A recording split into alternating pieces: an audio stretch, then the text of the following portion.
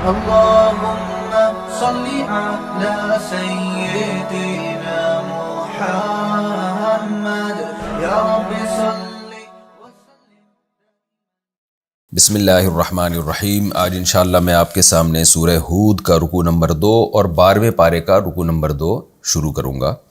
حسب معمول اس رکوع کا سب سے پہلے لفظی ترجمہ مختصر گرامر کے ساتھ، پھر انشاءاللہ اس کی تفسیر ہوگی. اعوذ باللہ من الشیطان الرجیم. بسم اللہ الرحمن الرحیم. وَلَئِنْ أَذَقْنَا الْإِنسَانَ مِنَّا رَحْمَةً ثُمَّ نَزَعْنَاهَا مِنْهُ. وَلَئِنْ اور اگر ہم اذقنا ذائقہ چکھائیں. ذائقہ اردو میں لفظ استعمال ہوتا ہے اذاق یذیق اذاقتاً، اصل میں تھا اذوق یذوق اذواقاً، اکرم یکرم اکراماً کی طرح. اذوقنا کو پڑھا جاتا ہے اذقنا. اگر ہم چکھائیں انسان کو منا اپنی طرف سے رحمتاً کوئی رحمت، ثم پھر اس کے بعد نزعناہا ہم کھینچ لیں اس سے. نزع کہتے ہیں کھینچنے کو. موت کے وقت کہتے ہیں نا عالم نزع کی وجہ کیا ہے کہ روح کھنچ رہی ہوتی ہے اس وقت. ثم نزعناہا پھر ہم اس رحمت کو کھینچ لیں منہ اس انسان سے، تو کیا ہوتا ہے؟ انہ بے شک وہ انسان لیئوس مایوس ہونے لگتا ہے. یأس کہتے ہیں نا امیدی کو، مایوسی کو. مایوس اسی سے نکلا ہے. ایسا یأیسو، سمع یسمعو کی طرح، نا امید ہونا. تو مایوس مقتول کی طرح، جو نا امید ہو جاتا ہے نا اس کو کہتے ہیں مایوس. اور جیسے قرآن میں آتا ہے نا لا تیأسوا من روح اللہ، اللہ کی رحمت سے مایوس مت ہو. تو اصل میں وہ بھی تھا لا تیأسوا، ایسا یأیسو سے تیأسو ہے گیا. تیأسو میں قلب کر دیا تو ایسے جو حمزہ آتا ہے نا تو بعض دفعہ حمزہ پیچھے چلا جاتا ہے، دوسرا لفظ آگے آ جاتا ہے حروف علت، تو یہ بھی ہو جاتا ہے. تو لا تیأسوا کو پڑھا گیا لا تیأسوا. تو انہ لیئوس، یئوس فعول کے وزن ہے فعول، جیسے صبور صبر کرنے والا، قنوط مایوس آدمی کو کہتے ہیں، اور صبور صبر کرنے والا، غفور مغفرت کرنے والا. تو یئوس مایوس ہونے والا. انہ تو بے شک وہ انسان لیئوس مایوس ہوتا ہے، کفور ناشکر بھی ہوتا ہے. وَلَئِنْ أَذَقْنَاهُ اور اگر ہم چکھا دیں اس کو نعماء نعمت، بعد ضراء مصیبت کے بعد. مصیبت کے بعد کوئی نعمت چکھا دیں تو پھر کیا ہوتا ہے؟ مست ہو وہ مصیبت جس نے اس کو چھوا تھا، جو اس کو پہنچی تھی. لَيَقُولَنَّ تو وہ کہتا ہے ذَهَبَ السَّيِّئَاتُ چلی گئی مصیبتیں. سیئہ برائی کو بھی کہتے ہیں، ٹینشنوں کو بھی کہتے ہیں. ذَهَبَ السَّيِّئَاتُ چلی گئی ٹینشنیں عنی مجھ سے. انہ بے شک وہ لفرح، لام تاکید کے لیے فرح، یہ بھی مبالغہ کا صیغہ ہے، صفت مشبہ ہے. یعنی فرح کا معنی اترانے والا، فرحت سے نکلا ہے. فرحت ویسے تو خوشی کو کہتے ہیں، لیکن بعض دفعہ یہ اترانے کے معنی میں بھی، خوشی میں اکڑنے کے معنی میں بھی یہ لفظ استعمال ہوتا ہے. لفرح فرح یعنی اترانے والا، فخور اور فخر کرنے والا. تو یہ فخر کرنے والا اترانے والا بن جاتا ہے. الا الذین صبروا سوائے ان لوگوں کے جو صبر کرنے والے ہیں، وعملوا الصالحات اور نیک عمل کرنے والے ہیں. اولئک لہم مغفرۃ ان لوگوں کے لیے مغفرت ہے، واجر کبیر اور بہت بڑا اجر ہے. فلعلک تو شاید آپ، یعنی اے محمد صلی اللہ علیہ وسلم، لعل کہتے ہیں شاید کو، لعلک شاید آپ، تارکن ترک کرنے والے ہیں، بعض ما یوحا الیک جو آپ کی طرف وحی کی جا رہی ہے اس کے بعض حصے کو. آپ کی طرف جو وحی کی جا رہی ہے شاید آپ اس میں سے کچھ حصہ چھوڑنے والے ہیں. وضائق اور تنگ ہو رہا ہے. ضیق عربی میں تنگی کو کہتے ہیں. کہتے ہیں کیا مضائقہ ہے اس میں، اردو میں یہ لفظ استعمال ہوتا ہے، اس میں کیا مضائقہ ہے، یعنی کیا تنگی ہے اس میں. تو ضائق تنگ ہونے والا ہے، بھی اس وحی کے ذریعے، صدر کا آپ کا سینہ اس سے تنگ ہو رہا ہے، اور شاید آپ اس وحی کا کچھ حصہ چھوڑنے والے ہیں. تفسیر میں بتاؤں گا انشاءاللہ. ان یقولوا اس وجہ سے کہ یہ لوگ کہتے ہیں، یہ اصل میں تھا لِأَن یقولوا، لام کو حذف کر دیا، یعنی اس لیے کہ ان یقولوا یہ مشرکین کہتے ہیں، لولا انزل علیہ کنز، نازل کیوں نہیں کیا گیا ان پر یعنی نبی پر کنزن کوئی خزانہ، او جاء معہ ملک، یا ان کے ساتھ کوئی فرشتہ کیوں نہیں آیا، ملک فرشتے کو کہتے ہیں۔ انما انت نذیر، آپ تو محض ایک ڈرانے والے ہیں، واللہ علی کل شیء وکیل، اور اللہ ہر چیز پر وکیل ہے، نگہبان ہے۔ وکیل کہتے ہیں جو کسی پر مسلط ہوتا ہے، جس کو موکل، جس کو کسی پہ چھوڑا جائے، تو وکیل جس کو چھوڑا جائے، یعنی جو نگہبان ہوتا ہے، یہاں مانا ہے کہ محافظ، نگہبان۔ ام یقولون افطراہ، کیا یہ لوگ یہ کہتے ہیں افطراہ، اصل میں افطرایا اکتسبہ کی طرح، کہ محمد صلی اللہ علیہ وسلم نے اس قرآن کو گھڑ لیا ہے۔ قل، اے نبی ان سے کہہ دیجئے، فَأْتُوا بِعَشْرِ سُوَرٍ، لے آؤ تم 10 صورتیں، مثلہ، اس قرآن جیسی، مفتریات، گڑھی ہوئی، بنائی ہوئی، تم بھی لے آؤ نا اگر ہم نے گڑھ لیا ہے۔ وَادْعُوا مَنِ اسْتَطَعْتُمْ، اور پکارو تم ہر اس شخص کو، استطاعتم، جس کی تم میں استطاعت ہے، من دون اللہ، اللہ کے سوا، اللہ کے سوا سب کو پکارو، ان کنتم صادقین، اگر تم اپنے دعوے میں سچے ہو، پوری دنیا کو لے آؤ اور اس جیسی 10 صورتیں بنا لو۔ فَإِن لَّمْ يَسْتَجِيبُوا لَكُمْ، پس اگر یہ لوگ جواب نہ دے سکیں، لکم، اے ایمان والو، تمہارے لیے، تمہیں اس بات کا، اس چیلنج کا جواب نہ دے سکیں۔ استجابہ، کسی کی پکار کا جواب دینا، استجابہ، جیسے قرآن میں آتا ہے نا، ادعوا ربکم، اپنے رب کو پکارو، وقال ربکم ادعونی استجب لکم، تمہارا رب کہتا ہے مجھے پکارو، استجب لکم، میں تمہاری پکار کا جواب دوں گا، تو کسی کی پکار کے جواب میں استجابہ کا لفظ استعمال ہوتا ہے۔ فَإِن لَّمْ يَسْتَجِيبُوا لَكُمْ، پس اگر یہ تمہاری اس بات کا، اس چیلنج کا جواب نہ دیں، فَاعْلَمُوا، تو یقین کر لو، انما انزل، کہ بے شک جو نازل کیا گیا ہے، بعلم اللہ، اللہ کے علم سے نازل کیا گیا ہے، انما انزل بعلم اللہ، کہ اللہ کے علم سے نازل کیا گیا ہے، انسانوں کا علم اس میں داخل نہیں ہے۔ وَأَلَّا إِلَٰهَ إِلَّا هُوَ، اور یہ بھی جان لو کہ بے شک کوئی معبود نہیں ہے سوائے اس اللہ کے۔ فَهَلْ أَنْتُمْ مُسْلِمُونَ، تو کیا تم اس کے بعد فرما بردار بنو گے؟ اتنا بڑا ہم نے دعویٰ کر دیا اور اس کا جواب بھی تم نہیں دے پا رہے، تو کیا اس کے بعد تم اس بات کو مان لو گے جو ہم نے بات کی ہے، قرآن کے برحق ہونے کو مان لو گے تم؟ من کان یرید الحیات الدنیا، جو شخص بھی دنیاوی زندگی چاہتا ہے، یرید، ارادہ کرتا ہے دنیاوی زندگی کا، وزینتہا، اور دنیا کی زینت، یہاں کی رنگ رلیاں وہ چاہتا ہے، نوفی الیہم، وفا یوفی، کئی بار یہ لفظ آ چکا ہے، پورا پورا چکا دینا، تو ہم ان کی طرف پورا پورا چکا دیتے ہیں، اعمالہم، ان کے اعمال کو، یعنی ان کے اعمال کو پورا پورا دنیا میں دے دیتے ہیں، جو آخرت نہیں چاہتے۔ کیا مطلب؟ اعمال کا بدلہ دے دیتے ہیں، فیہا، اسی دنیا میں، وہم فیہا، اور وہ اس دنیا میں، لا یبخسون، ان میں خسارہ نہیں کیا جاتا، یعنی ان کو اعمال کا پورا پورا بدلہ دنیا میں دے دیا جاتا ہے، اس میں کمی نہیں کی جاتی۔ بخس کہتے ہیں کمی کو، کوتاہی کو۔ قرآن میں آتا ہے نا دوسری جگہ، وَشَرَوْهُ بِثَمَنٍ بَخْسٍ دَرَاهِمَ مَعْدُودَةٍ، تھوڑے سے پیسوں میں خرید لیا انہوں نے، تو کمی کو بخس کہا جاتا ہے، یبخسون، ان میں کمی نہیں کی جائے گی۔ اولئک، یہ وہ لوگ ہیں، الذین، کہ جن کے لیے، لیس لہم فی الآخرۃ، کہ یہ وہ لوگ ہیں کہ لیس لہم فی الآخرۃ، نہیں ہے ان کے لیے آخرت میں، الا النار، مگر آگ، وحبط ما صنعوا فیہا، اور برباد ہو جائے گا جو کچھ، حبط اعمال، یہ لفظ بھی کئی بار بتا چکا ہوں میں، برباد ہو جائے گا، ما صنعوا، جو کچھ کیا انہوں نے، فیہا، اس دنیا میں، یعنی آخرت میں برباد ہو جائے گا، وباطل ما کانوا یعملون، نہیں، وحبط ما صنعوا فیہا، اور اس دنیا میں جو کچھ انہوں نے کیا،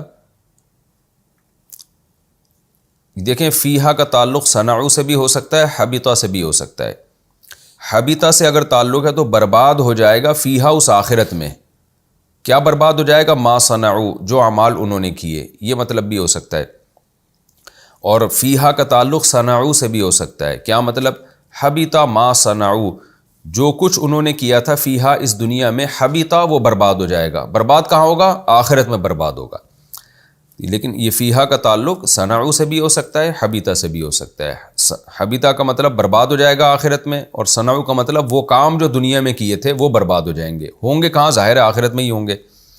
وباطل اور باطل ہو جائے گا ما کانوا یعملون ہر وہ کام جو یہ کیا کرتے تھے، یعنی وہ بھی لغو اور معطل ہو جائے گا، اس پہ کوئی اثر ہی مرتب نہیں ہوگا. حبط اور باطل کا تقریباً ایک ہی معنی ہے. افمن کانا تو کیا جو شخص، افمن تو کیا، یہ کئی بار لفظ آ چکے ہیں نا، افمن افمن، تو کیا جو شخص، یہ ترجمہ کیا کریں اس کا، تو کیا جو شخص کان علی بینۃ ہو ایک واضح دلیل پر، من ربہ اپنے رب کی طرف سے، ویتلوہ تلا یتلو کا معنی تلاوت کرنا بھی آتا ہے جب اس کا مصدر ہو تلاوتن، اور تلا یتلو تلاوہ یتلوہ نصر ینصرو کی طرح جب اس کا مصدر آتا ہے تلوون تو اس کا معنی ہوتا ہے کسی کے پیچھے پیچھے چلنا. عربی میں تالی اس کو کہتے ہیں جو آپ کے بعد آنے والا ہے. تو ویتلوہ اور اس کے بعد اس کے پیچھے پیچھے ہے شاہد منہ ایک گواہ منہ اسی میں سے، یعنی اسی دلیل میں سے. کیا مطلب؟ کہ جو شخص اپنے رب کی طرف سے واضح دلیل پر ہو اور اس دلیل کے ساتھ ساتھ اس کے پیچھے پیچھے ایک گواہ بھی ہو منہ اسی میں سے. تفسیر میں بتاؤں گا انشاءاللہ میں اس کا کیا مطلب ہے.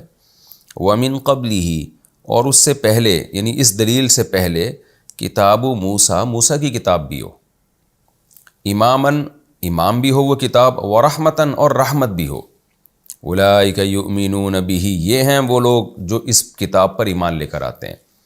یعنی جو اپنے رب کی طرف سے واضح دلیل پر ہوتا ہے نا، اور دلیل بھی ایسی کہ اس دلیل کا ایک اور گواہ بھی ہے، وہ گواہ خود قرآن ہے. وَيَتْلُوهُ شَاهِدٌ مِّنْهُ اور اس دلیل کے پیچھے پیچھے ایک اور دلیل آ رہی ہے، شاہد یعنی ایک اور شاہد آ رہا ہے، منہ جو اسی قرآن میں سے ہے. یعنی قرآن کے اندر بھی خود دلائل ہیں. اس قرآن کے اندر کا مطلب یہ ہے کہ خود قرآن کے مضامین ایسے ہیں اور اس کی آیتیں ایسی ہیں کہ وہ خود مستقل ایک دلیل ہیں. یعنی دلیل کے پیچھے ایک اور دلیل بھی کھڑی ہوئی ہے. اور اس قرآن سے پہلے صرف یہ قرآن نہیں ہے بلکہ پچھلی آسمانی کتابیں بھی ہیں، جیسے موسیٰ علیہ السلام کی جو تورات تھی جو کہ امام اور رحمت ہے، یعنی وہ بھی ایک لوگوں کے لیے امام تھی. امام کا مطلب یہ کہ اس کو لوگوں نے فالو کیا ہے، وہ اس قابل تھی کہ اس کو فالو کیا جائے. تو جو اپنے رب کی طرف سے اس قسم کی دلیل پر ہوگا، من کان علی بینۃ من ربہ جو بھی اپنے رب کی طرف سے دلیل پر ہے، ایسی دلیل پر جس دلیل کی ایک اور دلیل ہے وہ ہے قرآن، اور اس کی ایک اور دلیل ہے وہ ہے تورات. تو جو اپنے رب کی طرف سے ایسی دلیل پر ہوگا، اولئک یؤمنون بہ وہ لوگ ہوں گے جو اس پر ایمان لے کر آئیں گے قرآن پر. وَمَن يَكْفُرْ بِهِ مِنَ الْأَحْزَابِ حزب کہتے ہیں جماعت کو، احزاب جماعتیں، اور جو ان جماعتیں مختلف قسم کی بنی ہوئی ہیں ان جماعتوں میں سے جو بھی انکار کرے گا اس قرآن کا، فَالنَّارُ مَوْعِدُهُ تو بے شک جہنم کی جو آگ ہے، موعدہ اس کے وعدے کی جگہ ہے. اس کے وعدے کی جگہ کیا ہے؟ کس جگہ کا اس سے وعدہ کیا گیا؟ وہ آگ کا وعدہ کیا گیا ہے. فَلَا تَکُو اصل میں تکن تھا، نون کو حذف کر دیا جاتا ہے. بس اے نبی یا اے مخاطب آپ شک میں نہ ہو، فی مریۃ منہ اس قرآن کی طرف سے، مریا شک میں نہ پڑیں آپ کہ یہ پتہ نہیں برحق ہے یا نہیں ہے، ایسا نہ ہو کریں. انہ بے شک یہ قرآن الحق برحق ہے، من ربک آپ کے رب کی طرف سے ہے. ولکن اکثر الناس لا یؤمنون لیکن لوگوں میں سے اکثر ایمان نہیں لاتے. ومن اظلم اور اس سے بڑا ظالم کون ہوگا، ممن اصل میں من اس شخص سے بڑا ظالم کون ہوگا، افترا علی اللہ کذبا جو اللہ پہ جھوٹ باندھتا ہے. اولئک یعرضون علی ربہم یہ وہ لوگ ہیں جن کو پیش کیا جائے گا. عرض کہتے ہیں پیش کرنا، اردو میں لفظ استعمال ہوتا ہے نا کہ جی عرض کیا ہے، یعنی آپ کی خدمت میں ایک چیز پیش کرنا چاہتا ہوں. یعرضون پیش کیے جائیں گے، علی ربہم اپنے رب کے پاس.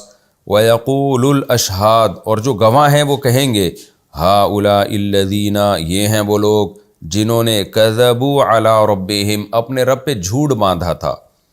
الا خبردار سنو، لعنت اللہ علی الظالمین، ایسے ظالموں پر اللہ کی لعنت۔ الذین یصدون عن سبیل اللہ، یہ وہ ظالم ہیں جو اللہ کے راستے سے روکتے ہیں۔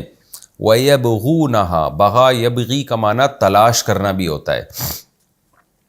بغا یبغی کے معنی بہت سارے آتے ہیں، 3 معنی تو مشہور ہیں اس کے۔ ایک تلاش کرنا، جیسے قرآن میں آتا ہے یبتغون فضلا من ربہم ورضوانا، یبتغون، یہ یبغون سے ہی نکلا ہے، تو تلاش کرتے ہیں رب کے فضل کو۔ اور ایک بغاوت کے معنی میں آتا ہے، جیسے باغی جسے کہتے ہیں، تو باغی کا معنی بغاوت بھی ہے، باغی کا معنی تلاش کرنا بھی ہے، اور زنا کرنے والے کو بھی کہا جاتا ہے۔ حضرت مریم کے بارے میں ہے نا قرآن میں کہ یا اخت ہارون ما کان ابوک امرأ سوء وما کانت امک بغیہ، اے ہارون کی بہن، بنی اسرائیل نے کہا تھا نا جب حضرت مریم بچہ لے کر آ گئیں، تو بنی اسرائیل نے کہا کہ اے ہارون کی بہن، تیرا باپ بھی برا آدمی نہیں تھا اور تیری ماں بھی زانیہ نہیں تھی، تو وہاں بھی بغیہ کا لفظ ہے۔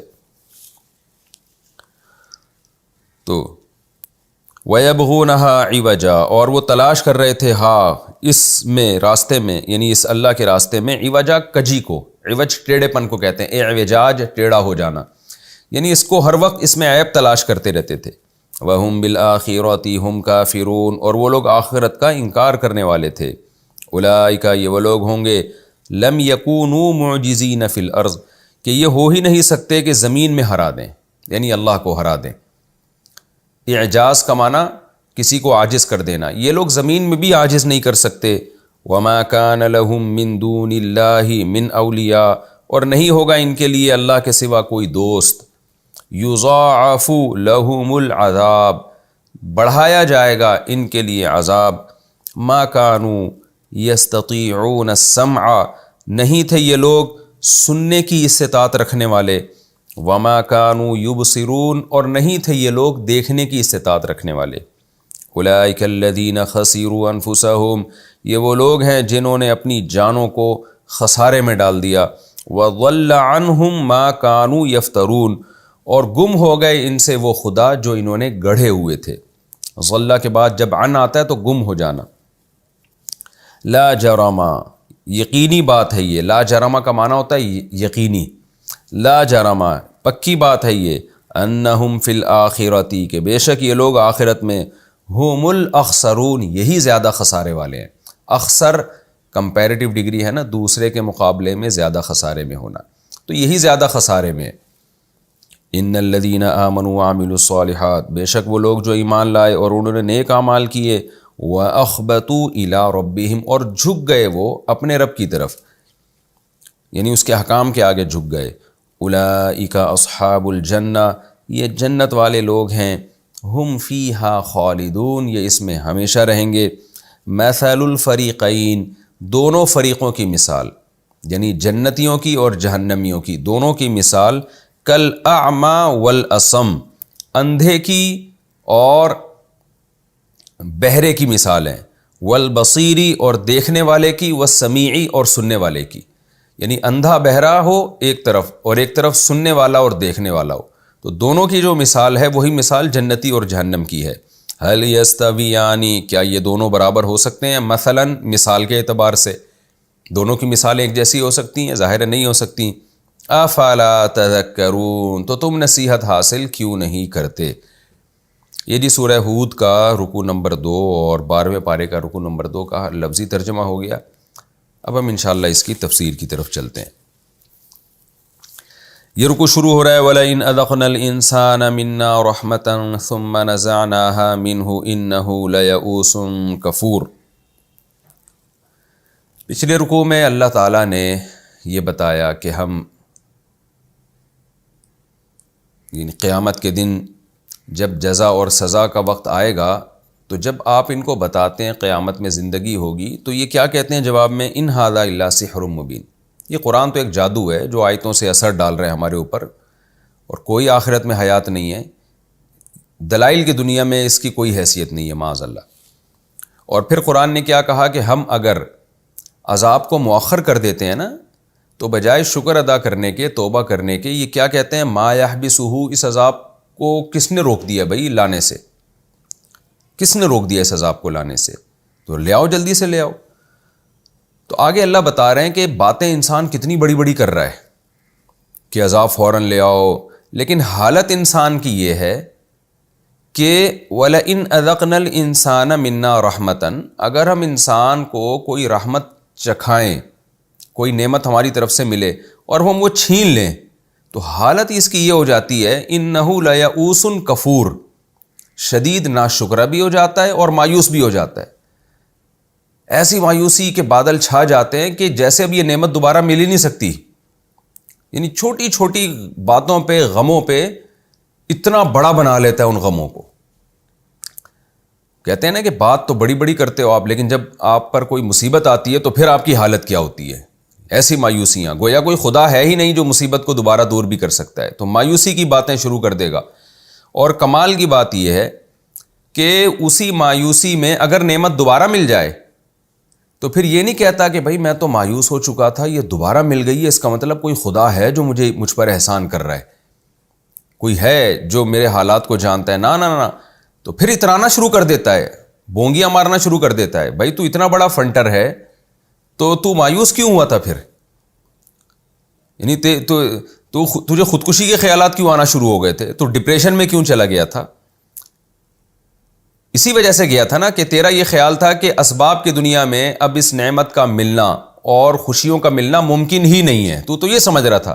پھر جب مل گئی ہیں تو یہ کہہ دینا کہ اللہ نے کیا یہ سب کچھ، یہ اللہ کا فضل ہے میرے اوپر، لیکن تو اترانا شروع کر دیتا ہے۔ اتراتا وہی ہے جو کسی بھی نعمت کو اپنا کمال سمجھتا ہے، تبھی تو وہ اونچے کالر کر کے گھومتا ہے نا، وہ سمجھتا ہے کہ یہ میرا کمال ہے، اور جو سمجھتا ہے اللہ نے بھیک دی ہے وہ تھوڑی اتراتا ہے۔ تو اللہ انسان سے شکایت کر رہے ہیں کہ یہ انسان، اے نبی جس پر آپ محنت کر رہے ہیں، ان میں سے اکثریت کی حالت یہ ہے کہ ہم اگر اسے کوئی رحمت دیں ثم نزعناها منہ، پھر وہ رحمت اس سے چھین لیں ہم، انہ لیئوس کفور، تو یہ نا امیدیں ہو جاتا ہے اور ناشکری کی باتیں شروع کر دیتا ہے۔ کچھ لوگ تو اللہ کو مانتے ہی نہیں ہیں، جو مانتے ہیں وہ بھی ناشکری کہ کیسا اللہ نے ہمارے ساتھ کیا، یعنی گویا ایسے نا امید ہوتے ہیں کہ وہ یہ سمجھتے ہیں کہ اب دوبارہ یہ نعمت ہمیں مل سکتی ہی نہیں ہے، کسی بھی صورت میں ہمیں خوشیاں مل ہی نہیں سکتی ہیں۔ لیکن اگر معاملہ الٹا ہو جائے تو جب خوشی مل جاتی ہے دوبارہ، تو بجائے اس کے کہ کہے کہ بھائی میں تو نا امید ہو گیا تھا لیکن اللہ نے دی ہے، تو اب دوسری طرف الٹا چلنا شروع ہو جائے گا، اب کہے گا دیکھا کیسا کمال ہے میرا، اور پھر اترائے گا اور غریبوں کو نیچا دکھانے کی کوشش کرے گا۔ تو یہ قرآن نے ایک انسان کی ایک شکایت کی ہے، وَلَئِنْ أَذَقْنَاهُ نَعْمَاءَ بَعْدَ ضَرَّاءَ، اور اگر ہم اس کو چکھا دیں نعمت کا مزہ اس مصیبت کے بعد جو مصیبت اس کو پہنچی تھی، لَيَقُولَنَّ، تو یہ کہتا ہے ذَهَبَ السَّيِّئَاتُ عَنِّي، مصیبتیں مجھ سے ختم ہو گئیں، یعنی یہ شکر میں نہیں کہتا، یہ شو مارنے کے لیے کہہ رہا ہوتا ہے، بھائی بھائی بھی تھی وہ اللہ، یعنی اللہ کا شکر بھی اگر منہ سے ادا کرتا ہے تو وہ بھی ایک فارمیلٹی پوری کرنے کے لیے۔ تو انہ لفرح فخور، اللہ کہتے ہیں پھر یہ اتراتا بھی ہے اور فخر بھی کرتا ہے۔ فخور کا مطلب ہوتا ہے شیخیاں بھگارنا، شو مارنا لوگوں کے سامنے جا کے، تو شو مارتے ہوئے کہتا ہے ذہب السیئات عنی، کہ مصیبتیں ختم ہو گئیں، یہ تو زمانے کے تصرفات ہیں، کبھی ٹینشنیں آتی ہیں کبھی ٹینشنیں جاتی ہیں۔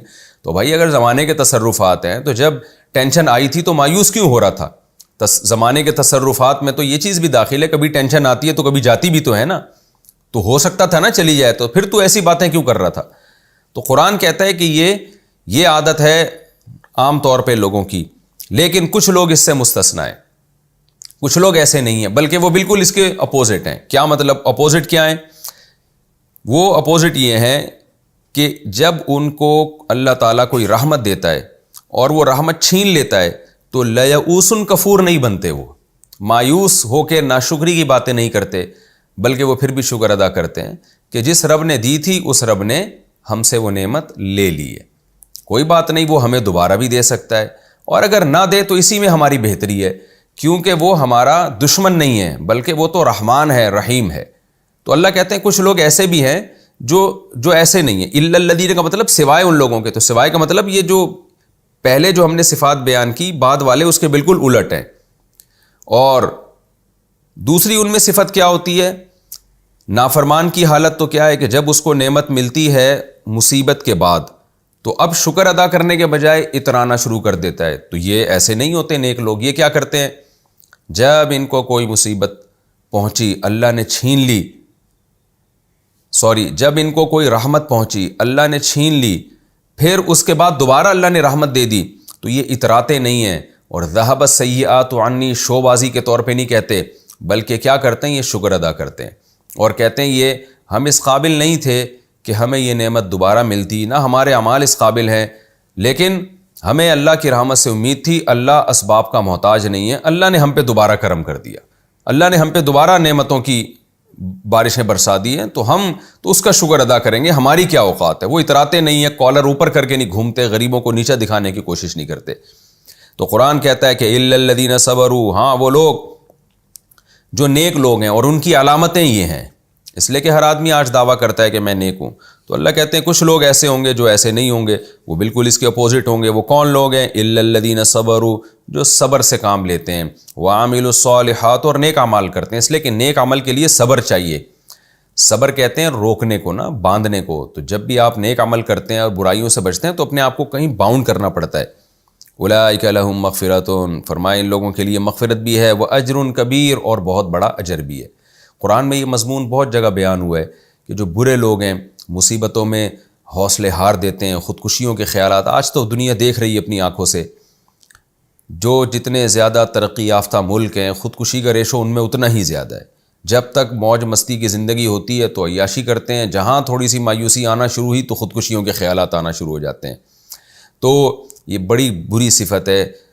نیک لوگوں کے بارے میں اللہ نے کیا فرمایا کہ الذین اذا اصابتهم مصیبہ، ان لوگوں کو جب کوئی مصیبت پہنچتی ہے، قالوا انا للہ وانا الیہ راجعون، تو یہ کہتے ہیں ہم اللہ ہی کے لیے ہیں اور ہم نے اللہ ہی کی طرف لوٹ کر جانا ہے۔ دیکھیں اس آیت سے ہمیں یہ پتہ چلتا ہے کہ مسلمان خوش زندگی گزارتا ہے اور ٹینشنوں میں صبر سے کام لیتا ہے اور خوشیوں میں اتراتا نہیں ہے، شکر سے کام لیتا ہے۔ فَلَعَلَّكَ تَارِكٌ بَعْضَ مَا يُوحَىٰ إِلَيْكَ، اب قرآن کہتا ہے نا کہ صبر کرنے والے لوگ ایسے نہیں ہوتے، تو نبی سے بڑا صابر کون تھا؟ نبی بہت زیادہ صبر کر رہے تھے، کیونکہ جب آپ صلی اللہ علیہ وسلم یہ آیتیں پڑھ پڑھ کے مشرکین کو سناتے تو ظاہر ہے بہت دباؤ ہوتا، وہ پھر جاہلانہ اعتراضات شروع کر دیتے تھے۔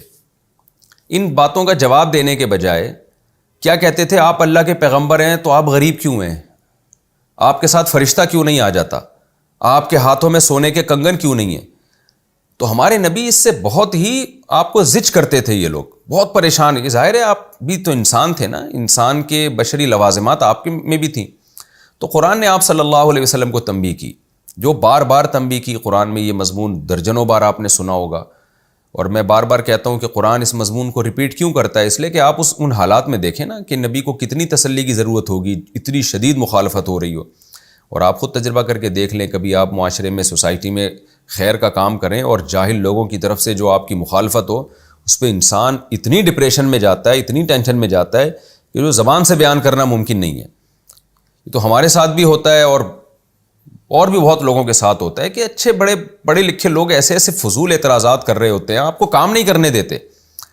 آپ معاشرے میں اچھا کام کرنے جائیں گے نا، آج بھی زیادہ تر لوگ ٹانگیں کھینچ رہے ہوں گے آپ کی بیٹھ کے، کیونکہ جہاں معاشرے میں خیر ہے شر بھی ہے، اور جو خیر والے لوگ ہیں وہ اعتراضات ان کے ایک حد تک ہوتے ہیں، جو شر والے لوگ ہیں نا وہ کسی قانون اور ضابطے کے پابند نہیں ہوتے، وہ تو آپ کی ذات پہ بھی کیچڑ اچھالیں گے، وہ تو ہر طرح سے آپ کو نیچا دکھانے کی کوشش کریں گے، پروپیگنڈا بھی کریں گے، غلط خبریں بھی پھیلائیں گے۔ تو یہی کام اس وقت ہو رہا تھا، تو اس لیے قرآن نے کیا کہا؟ قرآن نے کہا فَلَعَلَّكَ تَارِكٌ بَعْضَ مَا يُوحَىٰ إِلَيْكَ، اے محمد صلی اللہ علیہ وسلم شاید کہ آپ جو چیز آپ کی طرف وحی کی جا رہی ہے اس میں سے کچھ حصے کو آپ شاید چھوڑنے والے ہیں۔ وَضَائِقٌ بِهِ صَدْرُكَ، وہ کچھ حصہ کیا ہے؟ تبلیغ کا، یعنی اللہ نے جو آپ پر وحی نازل کی ہے اس میں بہت سارے احکام دیے ہیں نا، ان احکام میں نماز بھی ہے، روزہ بھی ہے، اور زکوٰۃ بھی ہے، اور معاہدوں کی پابندی بھی ہے، رشتہ داری جوڑنا بھی ہے، انہی میں یہ بھی ہے کہ جو اللہ آپ کو حکم دے رہا ہے وہ آپ لوگوں تک پہنچائیں، آپ لوگوں کو دین کی طرف لے کر آئیں۔ تو یہ مراد ہے بعض ما یوحیٰ سے، کہ جو وحی کی جا رہی ہے اس میں سے لگتا ہے کہ آپ شاید آپ کچھ حصہ چھوڑ دیں گے، ایسا لگتا ہے، اس کی تشریح میں انشاءاللہ بھی کرتا ہوں، شاید ایسا لگتا ہے کہ آپ جو وحی آپ کی طرف کی جا رہی ہے، جو احکام آپ کو دیے جا رہے ہیں اس میں سے کچھ حصہ آپ چھوڑنے والے ہیں، شاید ایسا لگتا ہے، وہ کچھ حصہ کیا ہے نہیں تبلیغ آپ چھوڑنے والے ہیں. وضائق بہ صدرک، اور اس وحی کی وجہ سے آپ کا سینہ تنگ ہو رہا ہے. کیوں تنگ ہو رہا ہے؟ ان یقولوا، کہ یہ اعتراض یہ کرتے ہیں، لولا انزل علیہ کنز، کہ اے نبی آپ پر، اے محمد صلی اللہ علیہ وسلم آپ پر خزانے نازل کیوں نہیں ہو رہے، جاء معہ ملک، کہ آپ کے ساتھ کوئی فرشتہ کیوں نہیں آ جاتا. اب قرآن کا مفہوم کیا ہوا کہ اے محمد صلی اللہ علیہ وسلم، مشرکین کے جو یہ بیہودہ قسم کے اعتراضات ہیں کہ آپ کے ساتھ کوئی فرشتہ کیوں نہیں ہے، آپ پر آسمان سے خزانے نازل کیوں نہیں ہوتے، تو ایسا لگتا ہے کہ آپ کا سینہ ان آیتوں کی وجہ سے، ایسا لگتا ہے کہ ان اعتراضات کی وجہ سے قرآن کے ساتھ آپ کا سینہ تنگ ہو رہا ہے. یعنی قرآن کی وہ آیتیں جن میں تبلیغ کا حکم ہے، یعنی جب ہم آپ کو تبلیغ کا حکم دیتے ہیں تو یہ والی آیتوں سے آپ کا سینہ تنگ ہونا شروع ہو جاتا ہے، کیونکہ آپ کو تبلیغ بہت مشکل لگ رہی ہے. مشکل کیوں لگ رہی ہے؟ ان کے بیہودہ اعتراضات کی وجہ سے. کوئی علمی اعتراضات یہ کرتے نہیں ہیں اور اس طرح کی باتیں کرنا شروع کر دیتے ہیں. تو اس تنگی کی وجہ سے لگتا ہے کہ آپ وحی کا کچھ حصہ چھوڑ دیں گے، آپ یعنی تبلیغ کرنا آپ چھوڑ دیں گے. تو آگے قرآن اس کا جواب دیتا ہے، انما انت نذیر، آپ کا کام صرف ڈرانا ہے. واللہ علی کل شیء وکیل، اللہ ہر چیز پر نگہبان ہے. یہ اگر یہ اعتراضات کرتے رہیں اور ایمان نہ بھی لے کر آئیں، اس کے بارے میں آپ سے سوال نہیں ہوگا، تو پھر آپ اپنا سینہ تنگ کیوں کر رہے ہیں؟ ان کو کرنے دیں بیہودہ قسم کے اعتراضات. یہ اس سے بھی بڑھ بڑھ کر اعتراضات کریں گے. ابھی تو مکہ کا دور ہے، مدینہ میں تو تلواریں بھی چلیں گی آپس میں. تو آپ کا سینہ کیوں تنگ ہو رہا ہے ان آیتوں سے؟ دیکھیں، جب کسی کے ذمہ مشکل کام لگایا جاتا ہے، اور جیسے بالکل اس کی مثال ہے جیسے موسیٰ علیہ السلام کو اللہ نے کوہ طور پہ کہا نا کہ جائیں آپ فرعون کو جا کے دعوت دیں، تو حضرت موسیٰ کا سینہ تنگ ہونے لگا اور حضرت موسیٰ کہنے لگے، اے اللہ قتلت منہم نفسا فاخاف ان یقتلون، میں نے تو وہاں قتل کیا ہے، وہ مجھے قتل کر دیں گے، وہ تو بڑا ظالم ہے اور میری زبان نہیں چلتی. تو جیسے حضرت موسیٰ کا سینہ تنگ ہونے لگا نا، کام اتنا بڑا دے دیا کہ ڈائریکٹ فرعون کے محل میں چلے جائیں. یہ انسان کی نیچر ہے، فطرت ہے. تو ہمارے نبی صلی اللہ علیہ وسلم کا بھی سینہ تنگ ہونے لگتا تھا. تبلیغ والی آیتیں جب نازل ہوتی تھی، نماز کی آیتیں نازل ہوتی، تو نماز تو آپ کی آنکھوں کی ٹھنڈک تھی. روزے کی آیتیں نازل ہوتی، آپ تو 24 گھنٹے کے روزے رکھا کرتے تھے. اور رشتہ داری جوڑنے کی آیتیں نازل ہوتی تو آپ تو نبوت سے پہلے رشتہ داری جوڑا کرتے تھے. لیکن سینہ کب تنگ ہوتا؟ جب تبلیغ کی آیتیں نازل ہوتی، کیونکہ اس کا جو آگے رسپانس آ رہا تھا وہ بہت ہی بھیانک رسپانس تھا. بہت بیہودہ قسم کی باتیں مشرکین کیا کرتے تھے. یہی مشرکین جو پہلے آپ صلی اللہ علیہ وسلم کی بہت زیادہ عزت کیا کرتے تھے. تو قرآن اس پہ کیا کہہ رہا ہے کہ شاید آپ وحی کو چھوڑ دیں گے ان باتوں کی وجہ سے. یہ ایک محاورہ ہے جو اردو میں بھی استعمال ہوتا ہے. اس کا مطلب یہ نہیں ہے کہ واقعی نبی تبلیغ چھوڑنے والے ہیں. اس کی میں مثال سے اس محاورے کو سمجھاتا ہوں. اردو میں بھی یہ محاورہ بہت استعمال ہوتا ہے، تو اس کا مفہوم آپ کو میں مثال سے سمجھاؤں گا تو اس آیت کا مفہوم سمجھ میں آئے گا. اس کی مثال ایسے ہے، جیسے دیکھیں کوئی پیشنٹ ہو نا کینسر کا، یا کوئی بیمار ہو، آپ کوئی ڈاکٹر اس کو دوا کھلا رہا ہے، اور دوا کھلا کے نا وہ بندہ آ کے کیا کرتا ہے کہ وہ دوا کھانا چھوڑ دیتا ہے کہ جی کڑوی دوا ہے، مجھ سے نہیں کھائی جاتی. تو ڈاکٹر اسے کیا کہے گا کہ لگتا ہے کہ آپ موت کے لیے تیار ہو گئے ہیں، لگتا ہے کہ اب آپ کا زندہ رہنے کا پروگرام نہیں ہے. تو وہ اس کا مطلب یہ نہیں ہوتا کہ پیشنٹ کو یہ بتایا جا رہا ہے کہ شاید آپ کا زندہ رہنے کا واقعی پروگرام نہیں ہے، بلکہ اس کو موٹیویٹ کرنا مقصد ہوتا ہے کہ ظاہر ہے زندہ تو ہر شخص رہنا چاہتا ہے. تو اس کو یہ بتایا جاتا ہے کہ پھر آپ دوا کا استعمال کیوں نہیں کر رہے. کوئی بچہ پڑھ نہ رہا ہو اسکول میں، یونیورسٹی میں، تو ماں باپ اسے کیا کہتے ہیں، وہ کھیل میں، یعنی اس کا پڑھنے میں دل تنگ ہو رہا ہو، اس کے کتابوں میں دل نہ لگ رہا ہو کسی بھی وجہ سے، تو ماں باپ اسے کیا کہتے ہیں کہ شاید تمہارا ارادہ یہ ہے کہ ساری زندگی تم نے بے روزگاری میں ہی گزارنی ہے. تو اس کا مطلب یہ نہیں ہوتا کہ واقعی اس کا یہ ارادہ ہوتا ہے. اس کا تو ارادہ ہوتا ہے میں ایک اچھا انسان بنوں گا اور میں جاب کروں گا، میں پیسے کماؤں گا. لیکن اس کو موٹیویٹ کرنے کے لیے کہا جاتا ہے کہ بھائی کہ تم جو پڑھائی میں دلچسپی نہیں لے رہے، تو اس سے ایسا لگتا ہے، تو اس سے فوراً وہ موٹیویٹ ہوتا ہے کہ بھائی میرا تو بے روزگاری کا کوئی ارادہ نہیں ہے، تو وہ دل لگانا شروع کر دیتا ہے. پیشنٹ کو یہ کہا جاتا ہے کہ تم دوا نہیں کھا رہے، لگتا ہے کہ تم نے شاید تم اب مرنا چاہتے ہو، تو وہ فوراً کہے گا نہیں بھائی میں مرنا نہیں چاہتا. جب ڈاکٹر یہ کہتا ہے نا کہ شاید آپ موت چاہتے ہو، تو فوراً پیشنٹ جواب میں کیا کہتے ہیں، نہیں بھائی میں موت نہیں چاہتا. تو ڈاکٹر پھر کیا کہتے ہیں، پھر بھائی دوا کا اہتمام کرو. بالکل یہی اسی انداز سے اللہ نے پیغمبر صلی اللہ علیہ وسلم کو سمجھایا ہے کہ اے نبی شاید آپ تبلیغ کا اسلام کا کچھ حصہ چھوڑنا چاہتے ہیں، یعنی وہ جو تبلیغ ہے وہ آپ چھوڑنا چاہتے ہیں، اور آپ کا سینہ تنگ ہونے لگا ہے ان آیتوں کی وجہ سے، اور اس کی وجہ یہ ہے کہ یہ لوگ اعتراض کرتے ہیں بیہودہ قسم کے کہ ان کے پاس خزانے کیوں نہیں ہیں. ظاہر ہے فوراً نبی جواب میں کیا کہیں گے؟ اللہ میں کیسے تبلیغ چھوڑ سکتا ہوں؟ تو پھر اللہ بزبان حال کہہ رہا ہے کہ پھر آپ کا سینہ تنگ کیوں ہو رہا ہے؟ آپ ان اعتراضات کو اگنور کریں. یہ مفہوم ہے اس آیت کا. یہ ہرگز مفہوم نہیں ہے کہ قرآن خبر دے رہا ہے کہ نبی صلی اللہ علیہ وسلم کا ارادہ ہو گیا ہے کہ آپ تبلیغ چھوڑ دیں گے. ایسا ہرگز نہیں ہے. یعنی کسی بھی زبان میں کوئی بھی سینٹنس ہوتا ہے نا، اس کو اس زبان کے محاوروں کے اعتبار سے، اور اس زبان میں جو اہل زبان اس جملے کو کس پیرائے میں استعمال کرتے ہیں اور کس معنی میں استعمال کرتے ہیں، اس کے لحاظ سے دیکھنا پڑتا ہے. جیسے میں نے بتایا نا، اردو میں بھی اسی طرح استعمال ہوتا ہے کہ جب کسی کو موٹیویٹ کرنا ہوتا ہے تو ہم کیا کہتے ہیں؟ لگتا ہے یار جیسے کوئی ملک اپنی فوج کو مضبوط نہ کر رہا ہو، تیاری نہ کر رہا ہو، تو لوگ کیا کہتے ہیں؟ یار لگتا ہے اس ملک کا ارادہ ہو گیا ہے جنگ میں ہار جانے کا. تو ارادہ اس کا ہارنے کا نہیں ہوتا، بلکہ اس سے اس کو موٹیویٹ کرنا مقصد ہوتا ہے کہ بھائی کچھ تیاری بھی کرو. تو اللہ تعالیٰ بھی اپنے نبی صلی اللہ علیہ وسلم کی حوصلہ افزائی کر رہے ہیں، آپ صلی اللہ علیہ وسلم کو تحریض کر رہے ہیں، ابھار رہے ہیں کہ آپ بھی ان کی باتوں سے تنگ نہ ہوں، کیونکہ تبلیغ تو بہرحال آپ نے کرنی ہے. اگر آپ ان کی باتوں سے تنگ ہونا شروع ہو گئے ہیں تو اس سے ایسا لگتا ہے کہ آپ کا تبلیغ چھوڑنے کا ارادہ ہے. تو ظاہر ہے نبی کا تبلیغ چھوڑنے کا ارادہ ہو نہیں سکتا، یہ ناممکن ہے. تو اس لیے آپ تنگ ہونا چھوڑ دیں. تو اس آیت کا مفہوم کیا نکلا کہ ہر وہ کام چھوڑ دیں جس کی وجہ سے آپ کو تبلیغ چھوڑنا پڑے. تو وہ کام کیا ہے؟ تنگ ہونا ان کی باتوں سے، ان کے اعتراضات کی پرواہ کرنا. تو وہ پرواہ کرنا چھوڑ دیں. اور ہم آپ کو بتاتے ہیں کہ پرواہ کرنا کیسے چھوڑیں گے. وہ یہ سوچا کریں کہ انما انت نذیر، آپ کا کام پیغام پہنچانا ہے. واللہ علی کل شیء وکیل، نگہبانی اللہ کا کام ہے. وہ دیکھ رہا ہے کون ایمان لا رہا ہے اور کون بیہودہ قسم کے اعتراضات کر کے اپنے آپ ہی کو برباد کر رہا ہے.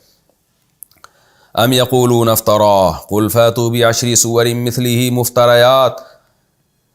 دوسرا بیہودہ اعتراض کیا کہ یہ قرآن نبی نے گھڑ لیا ہے. تو قرآن اس کا علمی جواب دے رہا ہے تو تم بھی 10 صورتیں اس جیسی لے آؤ، گھڑی ہوئی ہوں.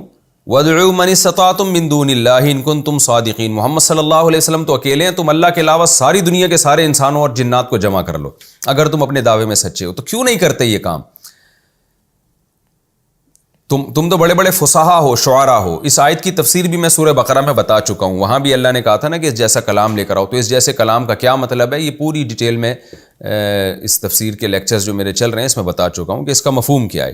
تو بہرحال یہ بھی قرآن کی صداقت کی ایک دلیل ہے کہ قرآن بار بار یہ چیلنج کر رہا ہے. ایک دفعہ نہیں، متعدد بار قرآن میں یہ چیلنج کیا کہ تم لے آؤ نا، تم بھی تو ایسا کلام لے کر آؤ جس کو تم جادو کہہ رہے ہو کہ اس کا اثر بہت ہوتا ہے، اور تو تم بھی لے آؤ اس جیسا کلام. فَإِن لَّمْ يَسْتَجِيبُوا لَكُمْ، اے نبی یا اے مسلمانوں، اگر یہ تمہیں اس بات کا جواب نہ دیں، یعنی اس جیسا قرآن نہ لا سکیں اور نہ اس کی کوشش شروع کریں، یہ فَاعْلَمُوا، تو یقین کر لو، انما انزل بعلم اللہ، کہ یہ اللہ کے علم سے نازل کردہ کلام ہے. پھر یوں نہیں کہو کہ نبی کے پاس چونکہ فرشتے نہیں ہیں، خزانہ نازل نہیں ہو رہا، تو یہ معاذ اللہ جھوٹے نبی ہیں، تو پھر یہ قرآن بھی جھوٹا ہے. نا نا نا نا نا، ہم نے ایک دلیل دے دی ہے. وہ دلیل یہ ہے کہ اس جیسا کلام کوئی بھی نہیں لا سکتا، اور وہ عرب اس دور میں عاجز آ گئے تھے. تو یہ امی ہو کر ایسا خوبصورت کلام تمہارے سامنے پیش کر رہے ہیں، اور جس کے دلائل بھی اتنے محکم دلائل ہیں، تو یہ یقین کر لو کہ یہ اللہ کے علم سے نازل ہوئے، لوگوں کے علم کا اس میں دخل نہیں ہے. وَأَلَّا إِلَٰهَ إِلَّا هُوَ، اور یہ بھی یقین کر لو کہ اس کے دعویٰ بھی درست ہے. وہ دعویٰ کیا ہے کہ اس اللہ کے سوا کوئی عبادت کے لائق نہیں ہے. تو وہ دعویٰ بھی بالکل صاف ستھرا اور کتاب بھی صاف ستھری. فَهَلْ أَنْتُمْ مُسْلِمُونَ، تو کیا اب تم ایمان لے آؤ گے، اب تم فرما بردار بن جاؤ گے. یہ ہمارا وقت مکمل ہو چکا ہے، تو سورہ ہود کا رکوع نمبر 2 اور